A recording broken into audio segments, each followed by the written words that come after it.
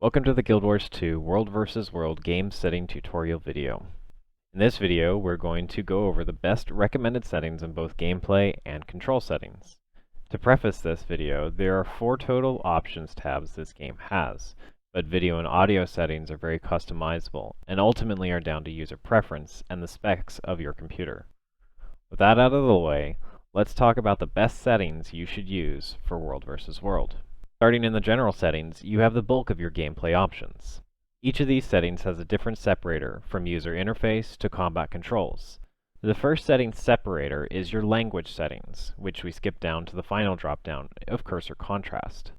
This setting should be enabled if you don't have any custom cursor programs or settings in your Windows PC. This setting makes your cursor stand out a lot more in the ever-growing visual noise this game tends to have. It gives your cursor a heavy white shadow or outline, but I would personally suggest YOLO Mouse, as it gives you many more options for cursor shapes, colors, and looks. While you can get YOLO Mouse for free, I would recommend getting the paid version for $3, as it's a permanent use, and you can get it on Steam. Moving to Auto Loot, you should have these enabled, but they're mostly PvE settings, so we skip down to Show Names checkboxes. To better declutter your screen, I suggest having Show All Enemy and Show All NPC names unchecked, and to have Show Player, Party, and Squad names checked. You can opt to always show your name, but it's not necessary. The next key boxes are Show Skill Recharge and Show Target Health Percentage. These are your most important settings for a World v. World player, as they are your timers. When you hear the commander asking for timers, or when you're giving out cooldown information, these timers count down until the skill is ready to use. Target Health Percentage allows you to see how much health your opponent has remaining until they go to down state. This serves as a good visual cue to help you pick a low health player to down. The next couple of settings are personal preference, so we move until Thick Party and Squad health bars, and always show Party and Squad health bars. As a team player, this is vital, so you can see your allies' positioning and health at all times, and helps focus your attention over the other visual clutter this game throws at you. Speaking of clutter, we move down to the dynamic HUD options. Ultimately, this is your call on how much or how little you actually want on screen. However, you do need to keep at least compass, skill bar, target, and the party panels. From there, we go to camera options. You'll want to play around with these as well, but you at least need to have collision sensitivity all the way to the right. Collision sensitivity ignores most terrain and won't snap your camera to your character unless completely obstructed. Additionally, consider having your field of view slider more to the right, as this gives you more view of the maps and thus better chance at spotting people hiding in corners or pushing your flank. Onto the checkboxes of the camera settings, you will want to have Enable Camera Shake unchecked and Disable Player Camera Shake checked. Yes, it's a strange design, but this will make your camera totally vanilla. Finally, you should have Enable Camera Teleportation and Adjust Camera to Character Height checked, as this gives your camera better mobility with your character as you move around the maps.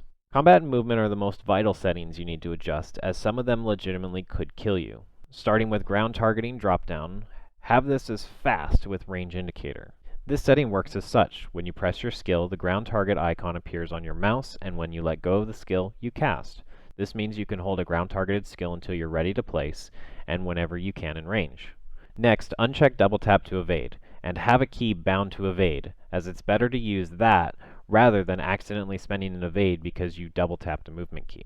The next 7 checkbox should be unchecked, as these settings could literally kill you, such as disabling AoE rings, auto-targeting, or melee attack assist. The first box you should have checked next is Lock Ground Target at Max Range. Basically, it does what it says, and locks your fast skill to your max range of your skill so that you can't place it out of range. The next one, that snaps to current target, should be unchecked, as benefits of this option are outweighed by the cons, which basically means you can't lead an enemy if you snap to them. Finally, you should have Allow Skill Retargeting, which when you use a skill that targets an enemy, changing your target will cause your skill to update. We're getting close to the end of general settings, but we need to talk about the couple of competitive settings. Team colors change the dyes of yours and everyone's armor to better reflect their team assignment, which helps cut visual noise by making the armors more uniform. Standard enemy and friendly models further cuts that noise so that everyone looks like a human at standard height, allowing you to better see small asuras, reduce the char heights, and standardize animations. I will note this feature is slightly buggy, where after a map change, anyone who loads in after you won't be standardized, so just be careful. The final cut to visual noise is the World v. World simple nameplates. This takes the mess of text above an enemy's name or ally's head and makes it a single triangle with their team color and the guild tag. Your final settings is in mounts. Check the box next to disable conditional mount inputs. This setting makes it so that your spacebar actually makes your Warclaw jump rather than jump and dash. So your dash will now only be triggered if you use the dash key. Now that we're finally past general settings and into control options, let's talk about our key inputs and take note of a few that are very important, including about face, set personal target, stow and draw weapons, and build template hotkeys.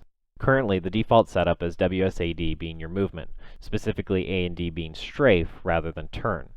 Keep the strafe and learn to turn with your mouse. You can not only turn with your mouse, but with your about face key, you'll turn 180 degrees in place. This opens up a lot of advanced movement and specifically allows you to turn on a dime when your commander calls to turn around. To better control about face, press and hold left click before your about face to keep your camera facing the direction you were previously moving.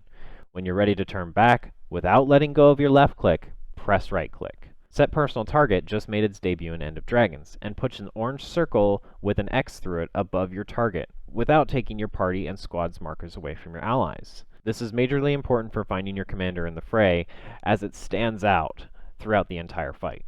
Stow weapon is pretty self-explanatory, but it has a hidden ability where you can cancel any casting skill.